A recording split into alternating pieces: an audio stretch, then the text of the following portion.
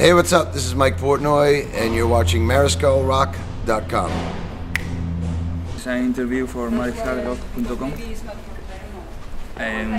Second album by Flying Colors. When you became a group to record the first album, did you expect the continuity and feedback by the public? Well, when we got together to do the first album, we really didn't have any expectations. It was just an experiment to see what would happen with this group of people coming together. So at that point, we just wanted to make a great album of music and see what happened. But then once it came out and the reaction was so positive, and then we did a tour and the tour was so great, at that point we knew we definitely wanted to continue and make more records and do more tours. So at that point, it was pretty clear that it was a good experiment for all of us. This album seems perfectly balanced when it comes to its own contributions. Did you follow the same process to create this album as you followed for the first one, or has something changed? Well, the process was the same. I mean, the writing process was the same. It was completely collaborative, and everybody contributing and having their hands in every aspect of it. But some things were different. We didn't have an outside producer this time around, and we did it over the course of many different sessions through the year. So that was different. And also the fact that we had an existing chemistry this time around that wasn't there the first time around. The first time was like a blind date, whereas this time around we kind of knew each other. So that's what made it different. But the process itself was the same. Have progressive bands closely related to pop music, such as Genesis, Asia, or Supertramp, influenced Flying Colors? I think so. I think Flying Colors reminds me more of the prog bands from the 80s.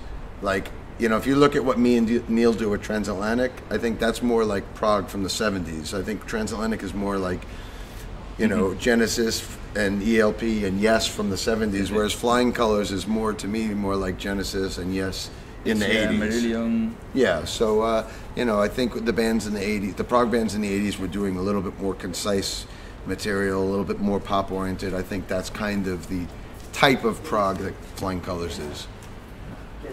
Is the song Kayla for the first album inspired by Kaylee by Marillion? No. There is no reason? I think Neil and Casey wrote the lyrics to that, and I don't think either of them know Kayla by Marillion. Surely Casey doesn't. No. Two different worlds.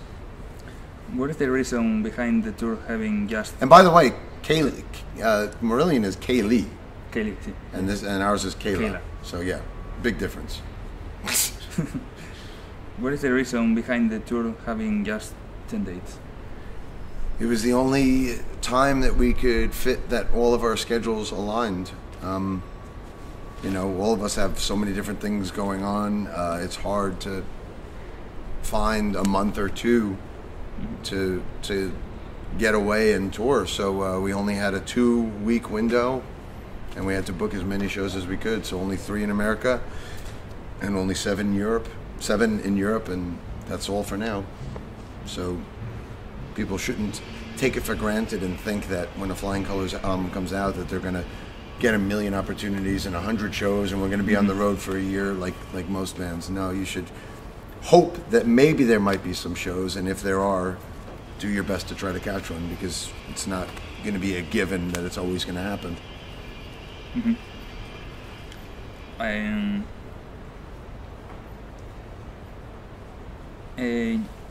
You recently made some negative statements about Pink Floyd's comeback.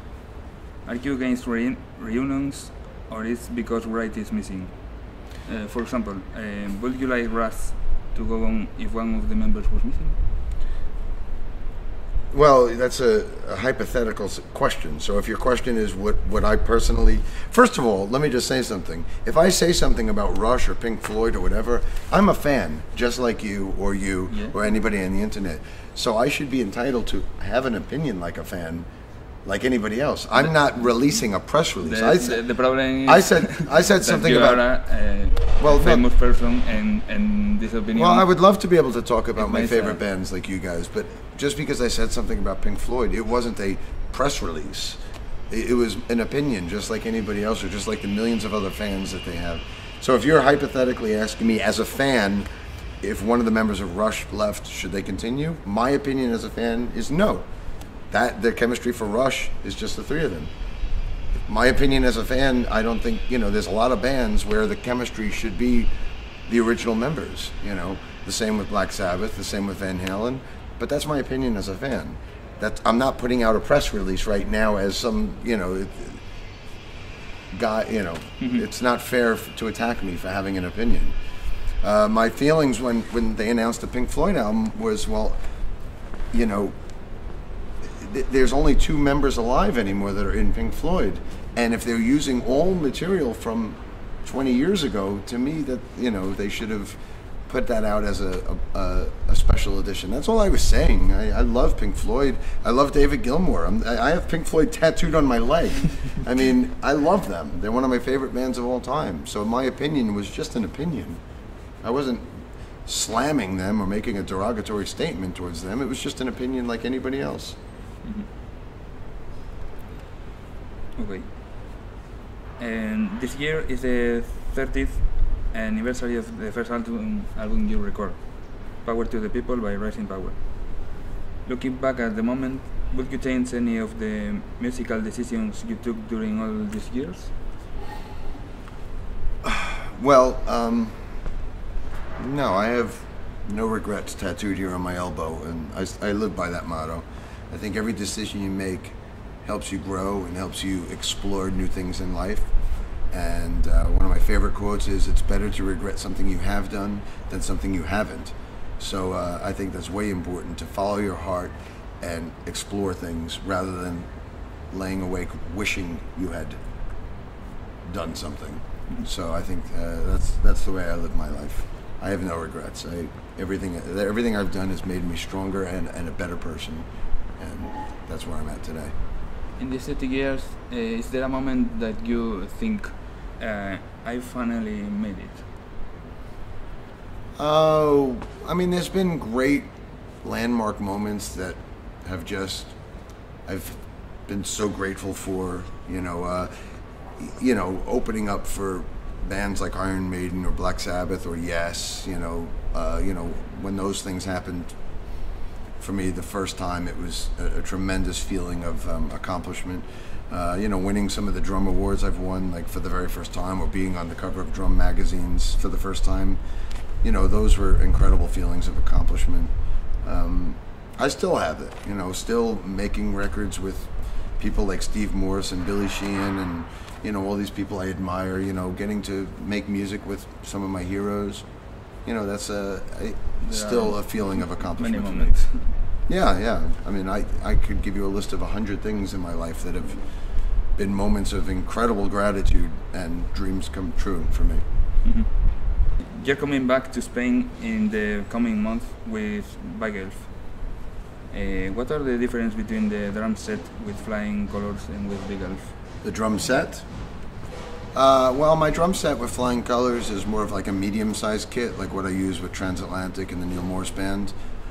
Single bass, 3 rack toms, 2 floor toms, a lot of cymbals. What I'm going to use with Big Elf is more like what I use with the Winery Dogs, which is a smaller 5-piece kit, more of like a John Bonham setup. I like having different setups for different bands. Every band and project I'm a part of is very different musically, so I think the kits need to be different as well. Mm-hmm. Do they have their own names as when you tour with Dream Theater? Do they have their own names? The drum kits? The drum kits. No. With the name, no. And the last one, is it true that you collect drum sets for your idols, merchandising, memorabilia by other, or even your own bands? Yeah, I collect everything from everything. I mean, my house is like a giant rock and roll museum for my career and also for my favorite bands. I mean, for my career, I have everything from every one of my bands and 25 years worth of archives from Dream Theater and all my drum sets and every poster and magazine, and then also the stuff I collect as a fan. For, you know, I have like so much Beatle paraphernalia or Pink Floyd or Frank Zappa or The Who, Led Zeppelin, you know, it just movies and TVs and Blu-rays and DVDs. Is just I'm the ultimate collector. Mm-hmm. Which one is your most valuable treasure? My most valuable treasure? In your opinion? I don't know. I have, I have 3 replica drum kits. Me and Paul Gilbert did 4. Me and Paul Gilbert did 4 tribute bands: The Who, Led Zeppelin, Rush, and the Beatles.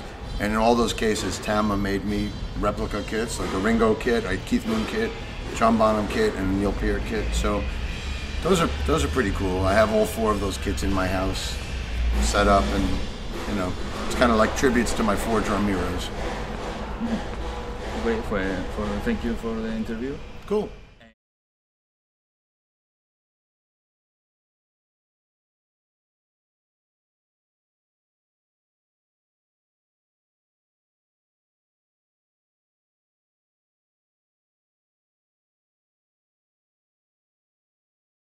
One of the combos you played live with is Portnoy Sihan McAlpine Serenian. Was David Lee Roth about to be in the single? Wait, what was the last part you said about a singer? David Lee Roth. Was David Lee Roth ever considered to be the singer? Is that what you said? Is there a rumor in... No, I've never heard that rumor. I've never heard that rumor, no. No, that was never true. Okay. Wrong information. Yeah.